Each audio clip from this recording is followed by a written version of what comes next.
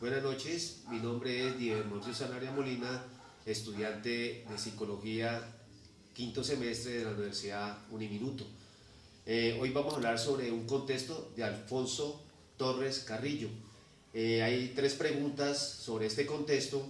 La primera pregunta es, ¿cuáles son las principales características del concepto de comunidad desde la visión del autor? Teniendo en cuenta que el autor realiza un proceso de investigación que le permitió ahondar en su devenir de importancia. Pues esta pregunta para mí, pues la investigué, son los cursos que el autor reconoce que se les da en las palabras de la comunidad y comunitaria.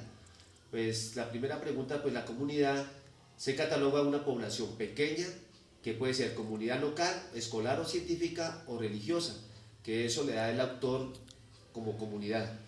Y la segunda, término comunitario, que se utiliza para calificar diferentes retóricas políticas y acciones, como decir participación comunitaria. También la práctica comunitaria es educación comunitaria. Además, entraremos a estas palabras, hacen diferencia a un territorio pequeño, es decir, un barrio o una localidad, o que también se utiliza para la población generalmente pobres. La segunda pregunta también dice en el contexto, el autor plantea las comunidades como alternativas al capitalismo. El estudiante debe argumentar si el interactuado se puede considerar o no como una comunidad alternativa al capitalismo.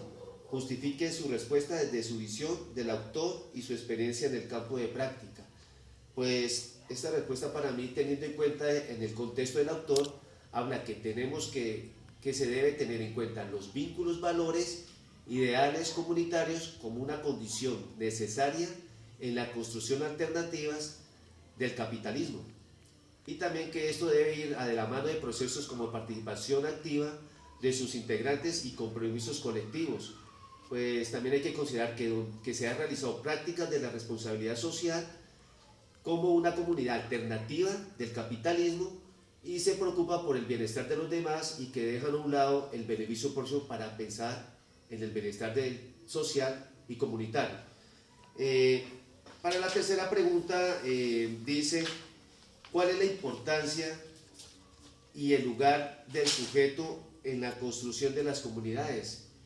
Pues esta pregunta sobre el contexto de Torres Carrillo, pues dice el autor, ¿no? Dice el autor que la comunidad no es subjetiva a los resultados de las sumas subjetividades individuales, sino que la previamente constituida, sino una intersubjetividad que se gesta a partir del ser con otros. El sujeto de esa comunidad no es a sí mismo, sino necesariamente otro ser autónomo frente a la tendencia funcional. Muchas gracias.